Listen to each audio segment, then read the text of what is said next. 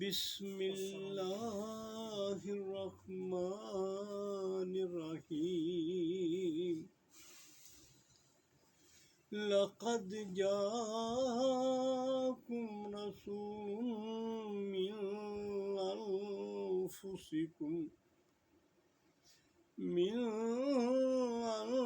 انفسکم عزیز علیہ ما عنتم حریص علیکم بالمؤمنین رؤوف رحیم فَإِن تَوَلَّوْا فَقُلْ حَسْبِيَ اللَّهُ لَا إِلَٰهَ إِلَّا هُوَ عَلَيْهِ تَوَكَّلْتُ وَهُوَ رَبُّ الْعَرْشِ الْعَظِيمِ صدق اللہ العظیم۔ سبحانک لا علم لنا الا ما علمتنا انک انت العلیم الحکیم۔ رب اشرح لی صدری ویسر لی امری واحلل عقدۃ من لسانی یفقہوا قولی رب یسر ولا تعسر وتمم الخیر۔ میرے عزیز ساتھیو، ربیع الاول کا مہینہ ہے اور حضور اقدس صلی اللہ تعالیٰ علیہ وسلم غالب رائے جو ہے وہ یہی ہے کہ 9 ربیع الاول کو حضور اقدس صلی اللہ علیہ وسلم دنیا میں تشریف لائے۔ تو آج انشاءاللہ حضور اقدس صلی اللہ تعالیٰ علیہ وسلم کی سیرت پہ چند باتیں ہوں گی۔ اللہ تبارک و تعالیٰ نے قرآن مجید کے اندر مختلف جگہوں پہ حضور اقدس صلی اللہ علیہ وسلم کا بہت ہی شاندار انداز میں ذکر کیا ہے۔ جیسے یہ میں نے جو سورۃ توبہ کی آخری 2 آیات پڑھی ہیں، اس میں بھی بہترین انداز میں اللہ تبارک و تعالیٰ نے حضور اقدس صلی اللہ علیہ وسلم کی تعریف کی ہے، بہترین خراج تحسین پیش کیا ہے، بہترین انداز میں حضور اقدس صلی اللہ تعالیٰ علیہ وسلم کی خوبیاں پیش کی، اور وہ سب سے اعلیٰ خوبیاں جو کسی بہترین انسان کے اندر ہو سکتی ہیں ان کا ذکر کیا، اور ان کو بتایا، خطاب کیا مشرکین مکہ، اہل قریش، مکہ کے رہنے والوں کو کہ یہ دیکھیں کہ یہ میرے محمد صلی اللہ علیہ وسلم میرے نبی ہیں، یہ آپ ہی کے اندر سے آئے ہیں اور ایک بہت بڑا عرصہ آپ کے اندر گزارا ہے۔ میرے عزیز ساتھیوں، حضور اقدس صلی اللہ تعالیٰ علیہ وسلم کمال خوبیوں کے مالک تھے۔ نبی صلی اللہ علیہ وسلم کی سیرت اتنی اعلیٰ ہے کہ کوئی انسان ان کی سیرت کا مقابلہ نہیں کر سکتا۔ فی الواقعہ ایسی حقیقت ہے۔ اب میرے پاس ہم اعلان اس دنیا کو یہ چیلنج کرتے ہیں کہ کوئی شخصیت اس کے مقابلے میں اگر ہے تو لائی جائے، جس طرح شاندار خوبیوں کے مالک حضور اقدس صلی اللہ علیہ وسلم۔ نبی صلی اللہ تعالیٰ علیہ وسلم کی سیرت بیان کرنا یہ ہمارے پاس کی بات نہیں۔ یہ کیا آدھے گھنٹے میں، 1 گھنٹے میں نہیں ہو سکتی، 1 دن میں، 1 مہینے، 1 سال، 1 صدی، یہ پوری صدیاں گزر جائیں تو نبی صلی اللہ علیہ وسلم کی سیرت کا ایک باب بھی پورا نہیں ہو سکتا۔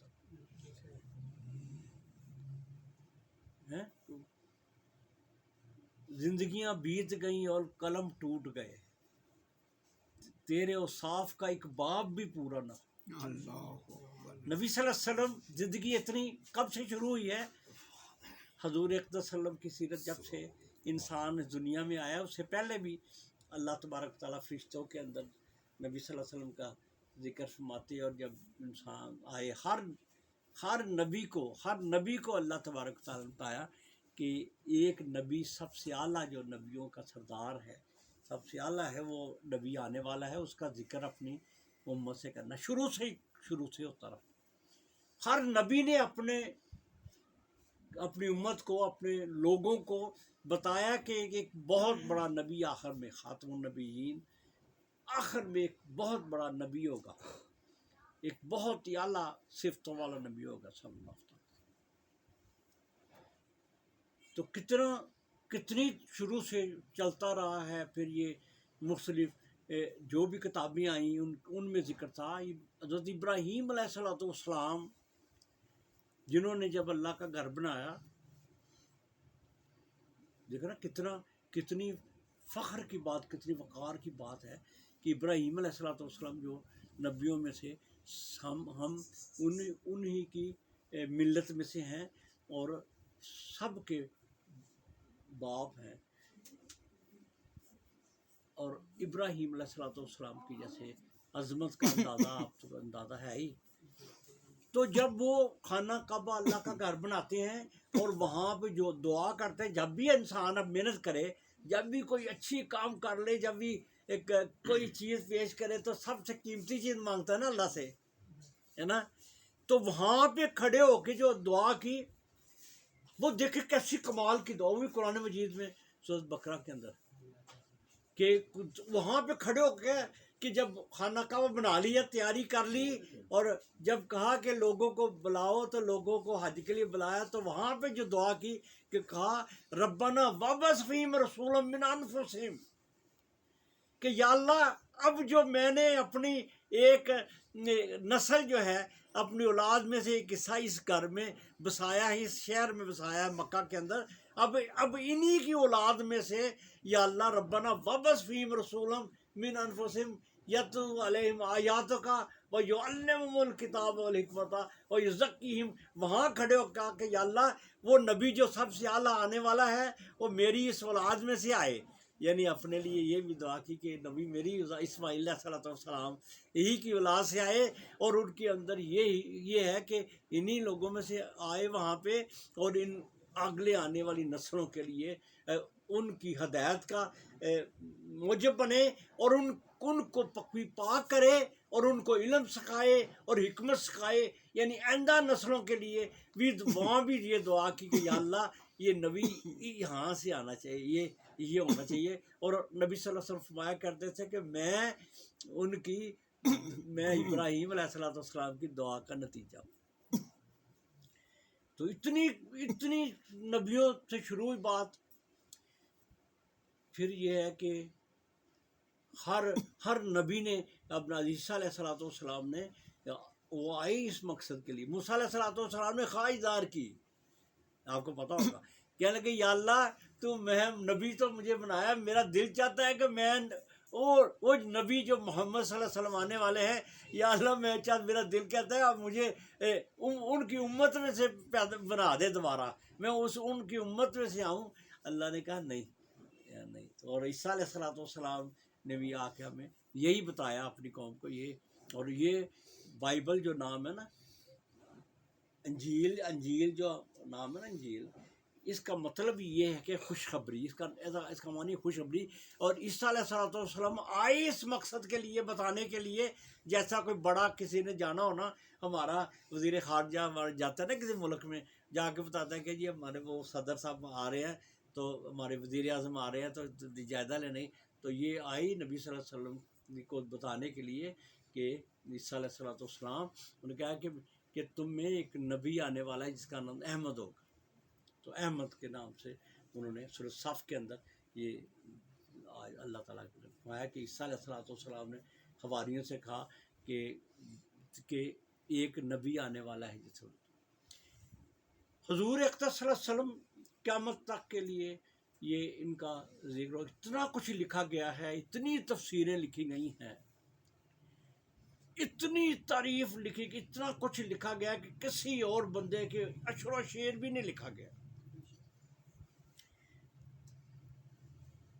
اور قیامت تک کے لیے یہ، اور ہر باب نیا سے نیا، حیرت ہوتی ہے نا انسان کو کہ ایک اصل میں تعریف صرف یہ نہیں کہ تعریف صرف تعریف کے لیے ہوتی ہے، نہیں، حضور اقدس صلی اللہ تعالی وسلم نے اصل میں وہ کارنامہ انجام دیا جو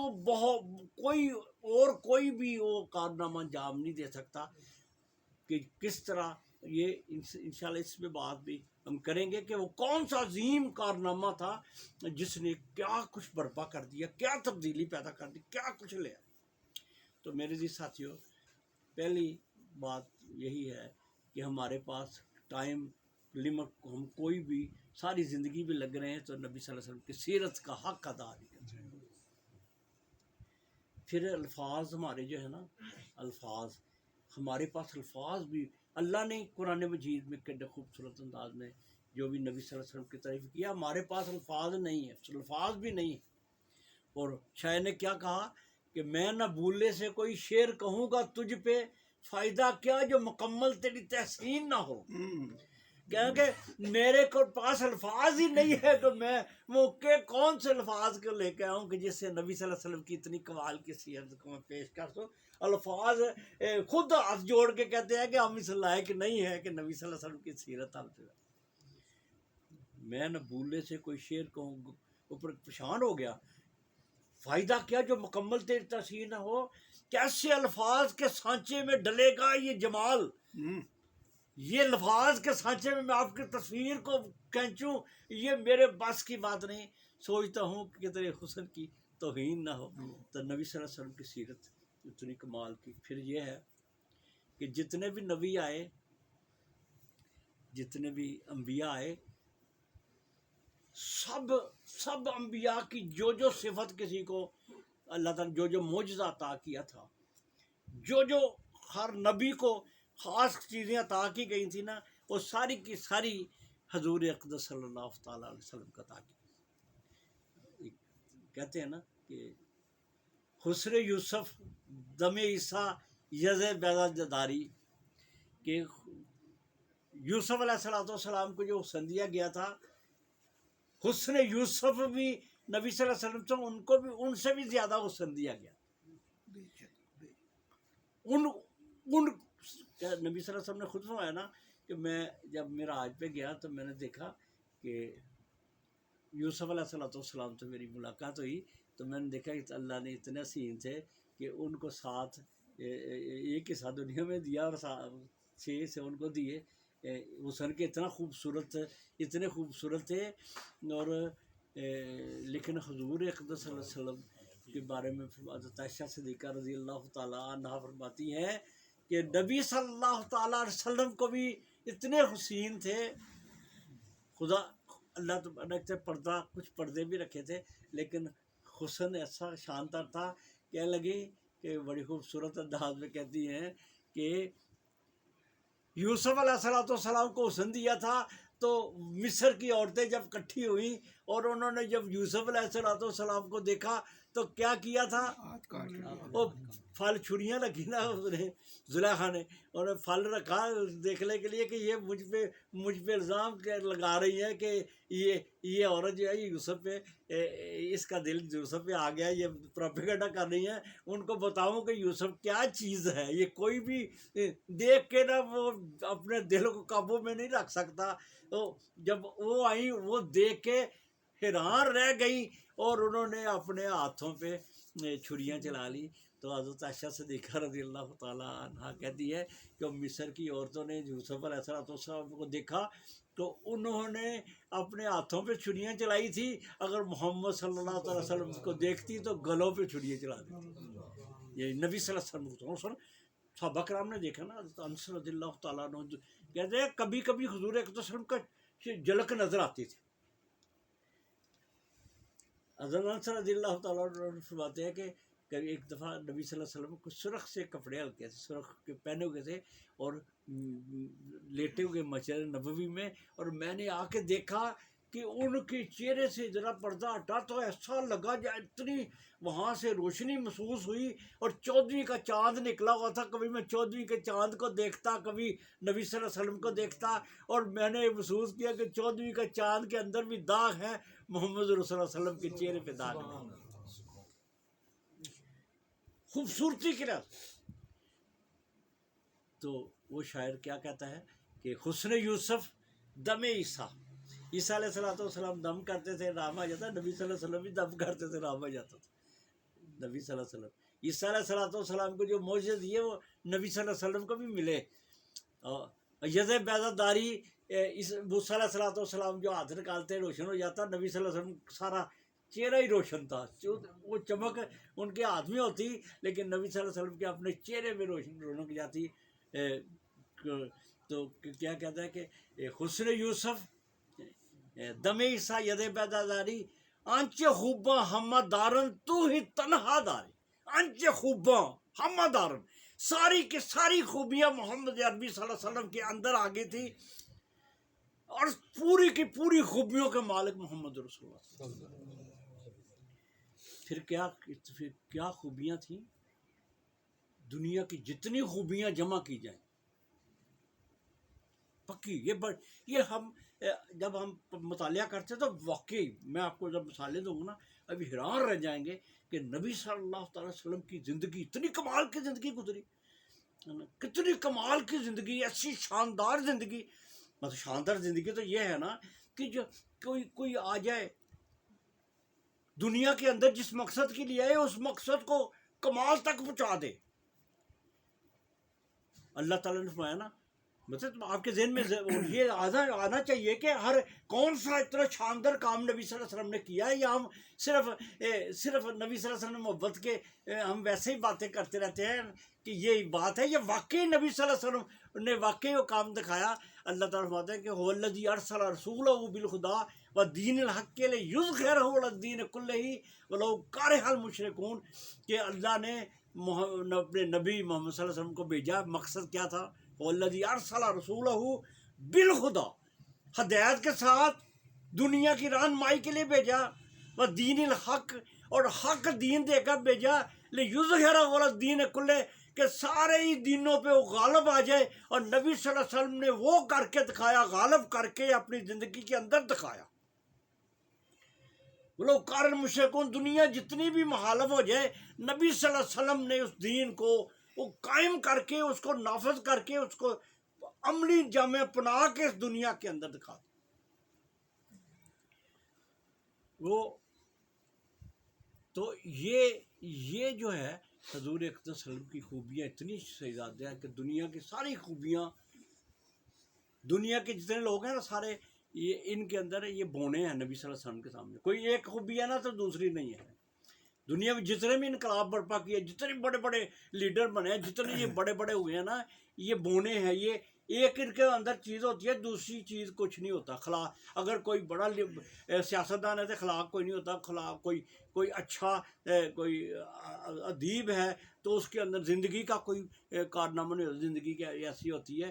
نبی صلی اللہ علیہ وسلم کے اندر ہر خوبی موجود تھی، ہر خوبی، اور پھر ہر خوبی کمال کی تھی۔ آدم علیہ السلام سے لے کر قیامت تک ہر انسانوں کی خوبیاں جمع کی جائیں، سب کی خوبیاں جتنی بھی ہیں ان کو لسٹ بنا لی جائے تو نبی صلی اللہ علیہ وسلم کی ساری خوبیوں کا مقابلہ نہیں کر سکتی۔ نبی صلی اللہ علیہ وسلم کے اندر ہر خوبی تھی اور ہر خوبی کمال تک پہنچی تھی، یہ نہیں کہ کوئی خوبی کم تھی کوئی زیادہ تھی، نہیں، ہر خوبی تھی اور ہر کمال کو پہنچی۔ اس لیے کسی نے کو کمال کا وہ شعر مولانا رومی کے بارے میں کہتے ہیں، شاید ان کا ہے کہ بالغ العلا بکمالہ، بالغ العلا بکمالہ، نبی صلی اللہ علیہ وسلم اپنی کمال تک پہنچے، اپنی ہر خوبی میں کمال تک۔ بالغ العلا بکمالہ کشف الدجی بجمالہ، نبی صلی اللہ علیہ وسلم کی حسن کی وجہ سے پوری دنیا کے اندر روشنی ہے۔ کشف الدجی بجمالہ، کہ نبی صلی اللہ علیہ وسلم کے اثرات دنیا کی ہر جگہ موجود ہیں۔ آج کوئی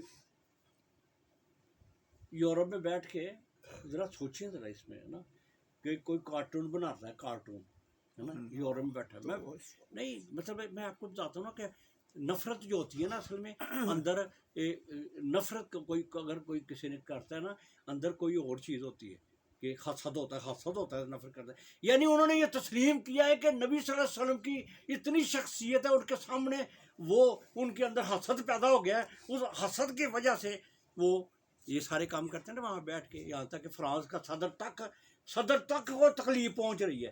تو یہ اثرات ہیں نبی صلی اللہ علیہ وسلم کے کہ العنان کے ان کے علاقوں میں مسلمان بہت نوجوان ہو رہے ہیں، مسلمان ہو رہے ہیں، اب ان کو تکلیف ہے، وہ تکلیف اندر سے نکل رہی ہے۔ یورپ کے اندر اسلام بڑی تیزی سے پھیل رہا ہے. یہ نبی صلی اللہ علیہ وسلم آج تو بالغ العلا بکمالہ کشف الدجی بجمالہ حسنت جمیع خصالہ. نبی صلی اللہ علیہ وسلم حسنت جمیع خصال، ہر خوبی اعلیٰ ہے، ہر خوبی اعلیٰ ہے. صلو علیہ وآلہ. اور اللہ تعالیٰ اتنے خوش ہیں نبی صلی اللہ علیہ وسلم پہ. دیکھنا خوش آپ کوئی کسی بندے کو کہ ذمہ داری دیتے ہیں ہے نا، آپ اپنے بچے کو ذمہ داری دیتے ہیں اور بچہ آپ کا بہترین آپ کی بات مانتا ہے، پوری کرتا ہے، آپ کو قدرتی اس سے پیار ہوگا. بس یہ ذرا سوچے کہ اللہ نے جو ذمہ داری نبی صلی اللہ علیہ وسلم کو دی وہ نبی صلی اللہ علیہ وسلم نے کمال طریقے سے پوری کی. ابھی میں ایک بہت شاندار واقعہ آپ کو بتاؤں گا ان کا انگریزوں کا، پھر آپ کو بھی یقین ہوگا کہ واقعی یہ باتیں ہماری سچی ہیں، ہم جذبات سے نہیں کر رہے ہیں، ہم یہ نہیں کہہ رہے کہ ہمیں جی نبی صلی اللہ علیہ وسلم اس کے صرف نام سے نہیں کر رہے، واقعی نبی صلی اللہ علیہ وسلم اس قابل ہے. یہ کہنا چاہتا ہوں میں آپ کو.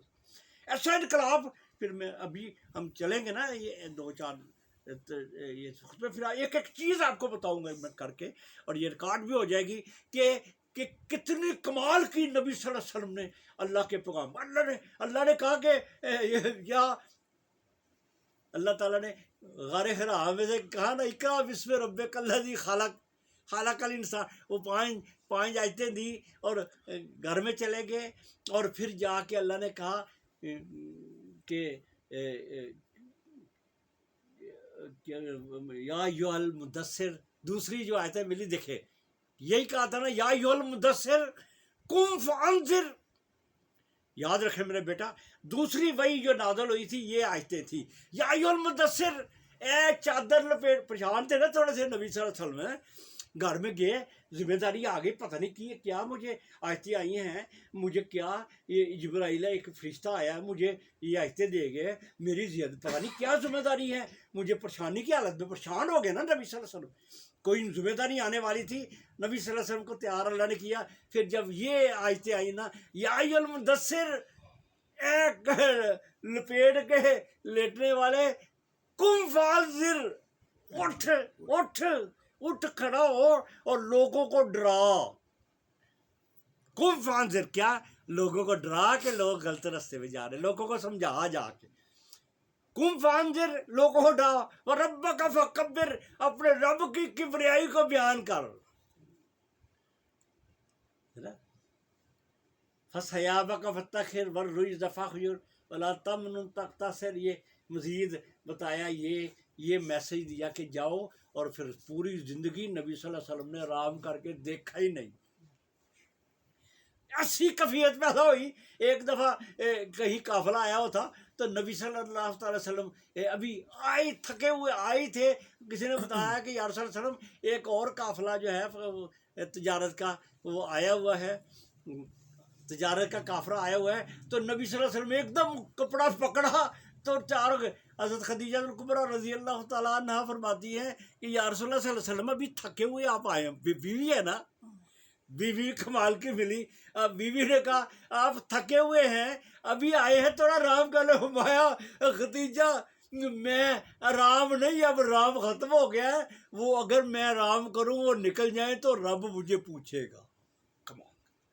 اگر میں نے ان کو پیغام نہ پہنچایا اور وہ بغیر سنے ہوئے چلے گئے تو میں رب کے سامنے کیا جواب دوں گا. یہ احساس سے ذمہ داری کمال کا نبی صلی اللہ علیہ وسلم کا احساس.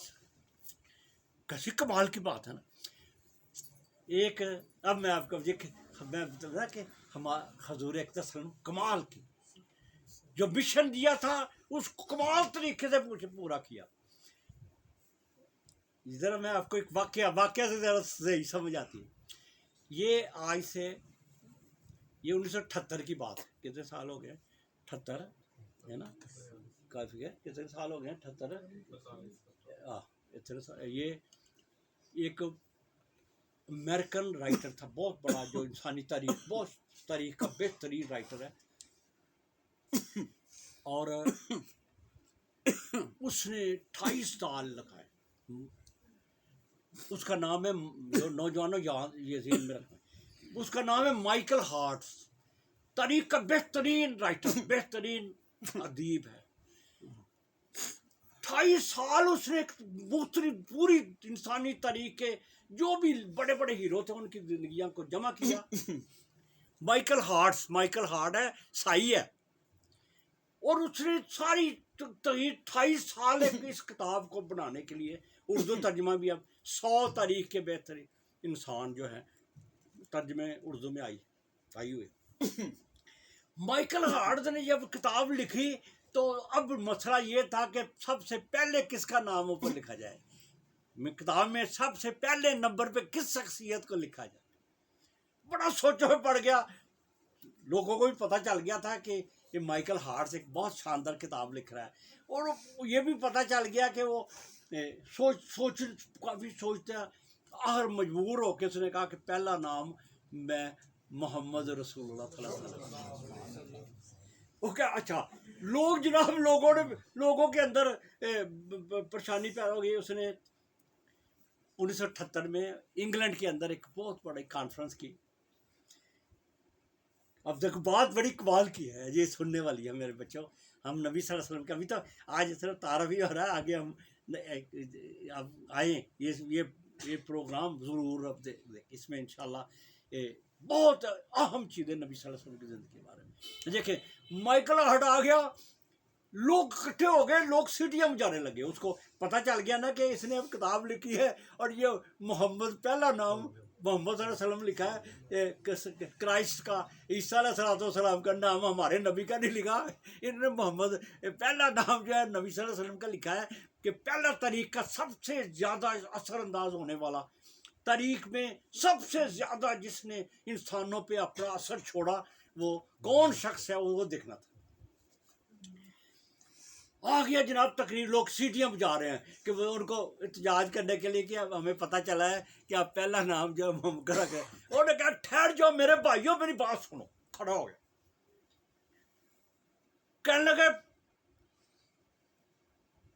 محمد رسول، ایک محمد صلی اللہ علیہ وسلم، میں نے دنیا میں ہر ہیرو کا، ہر بڑے بڑے بندے کی اسٹڈی کی ہے، ہر بندہ کسی نہ کسی یونیورسٹی سے پڑھا ہوا ہے۔